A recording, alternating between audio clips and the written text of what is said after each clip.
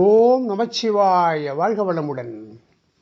Kammangudi TV நேயர்கள் அனைவரையும் மகிழ்ச்சியோடு வரவேற்கிறோம். பலரும் முக்கியமான ஒரு சந்தேகத்தை கேட்கிறார்கள். நம்முடைய மூதாதையர்களின் இறந்த தினம் அல்லது திதி தீபாவளி தினத்தில் வந்தால், அந்த திதி வந்தால்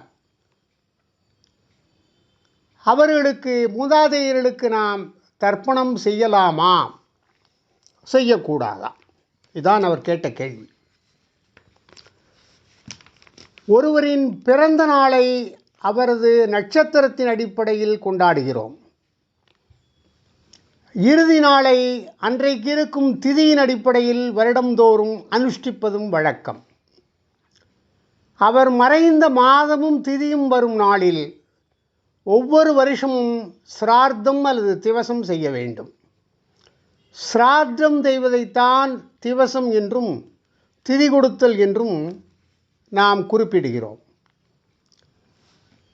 ஒருவரது பாட்டனார் தீபாவளி என்று மறைந்தார் என்றால் அன்றுதான் அவருக்கு சிரார்த்தம் செய்ய வேண்டும்.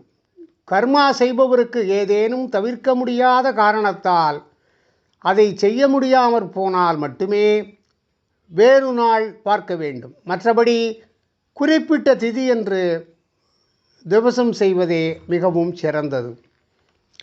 இறந்தவருக்கு நாம் இங்கு செய்யும் கிரியைகள் அவர் எங்கு எந்த உருவில் இருந்தாலும் அவரை சென்றடையும். நமது சனாதன தர்மத்தில் செய்யக்கூடிய ஒவ்வொரு கிரியையும் அதற்குரிய பலனை தரவே செய்யும். இவை அனைத்தும் காலம் காலமாக நம் முன்னோர்களால் கடைபிடிக்கப்பட்டு வருகின்ற நிகழ்ச்சிகளாகும். எனவே ஒருவர் மறைந்த திதியில்தான் அவருக்கு சிரார்த்தம் செய்ய வேண்டும். அது தீபாவளி நாளாக இருந்தாலும் பரவாயில்லை. திதி செய்ய வேண்டியதற்கு முக்கியத்துவம் கொடுக்க வேண்டும்.